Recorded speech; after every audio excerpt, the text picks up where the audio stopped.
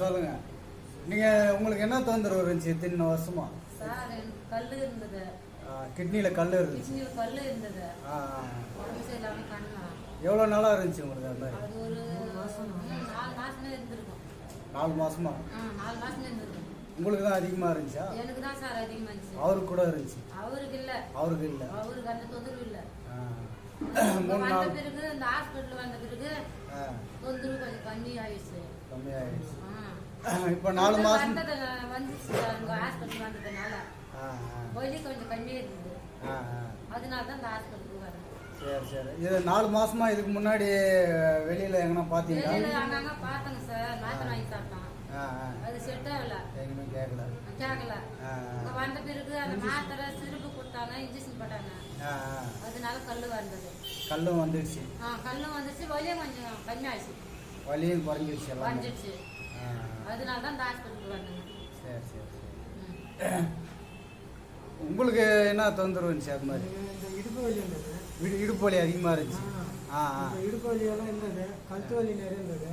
இப்போ கொஞ்சம் குறைஞ்சிருக்கு ஹாஸ்பிட்டல் இருந்ததுனால. அதனால இன்றைக்கும் வந்துச்சு.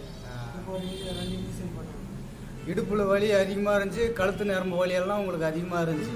இப்போ இங்கே வந்து ட்ரீட்மெண்ட் எடுக்கிறதுனால ஓரளவு கம்மியாயிருக்கு எல்லாமே. தலை சுற்றல் அதிகமாக இருக்குது. தலை சுற்றலும் குறைஞ்சிருக்கு. சரி. என்ன ஊர் நீங்கள்? பெருங்காட்டு. உங்கள் பேர்? குப்சாமி. உங்கள் பேருமா? ராணிங்களா? சரி. இது மாதிரி உங்கள் ஏரியாவில் உங்கள் இடத்துல எல்லாருக்கும் சொல்லுங்கள். இது மலைவாழ் மக்களுக்காகவே ஆரம்பிச்சிருக்கோம். குழந்தைங்கள்லேருந்து பெரிய ஆள் வரைக்கும் எல்லாருக்கும் பார்க்குறாங்க. ஊசி போடுறது, குளுக்கோஸ் போடுறது எல்லாமே 10 ரூபா தான். மருந்து மாத்திரை மட்டும்.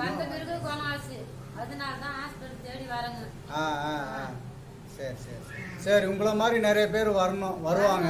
அதுக்காக தான் உங்களை வந்து நான் கேட்டு எடுக்கிறோம்.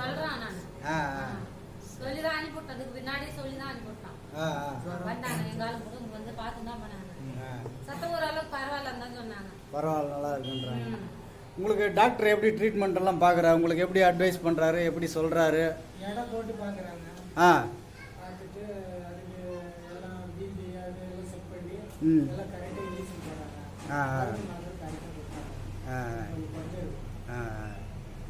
நல்லா பார்க்குறாங்க. சரி. இப்போ நீங்களும் ஒரு 4 பேர் ஏற்கனவே அனுப்பியிருந்தீங்க. அனுப்பிதான் விட்டோம். எங்க ஆளுங்க வீட்டு ஜனமே போட்டுட்டாங்க ஜுரம். அதனால அனுப்பிவிட்ட வரைக்கும் சத்து சமாரம் இருக்குது. ஹாஸ்பிட்டல் போவாங்க அப்படின்னு சொன்னாங்க. சமாளிக்கிறாங்க. கொஞ்சம் நடமாட்டமே இல்லை. இப்போ நடமாட்டு நல்லா இருக்கிறாங்க.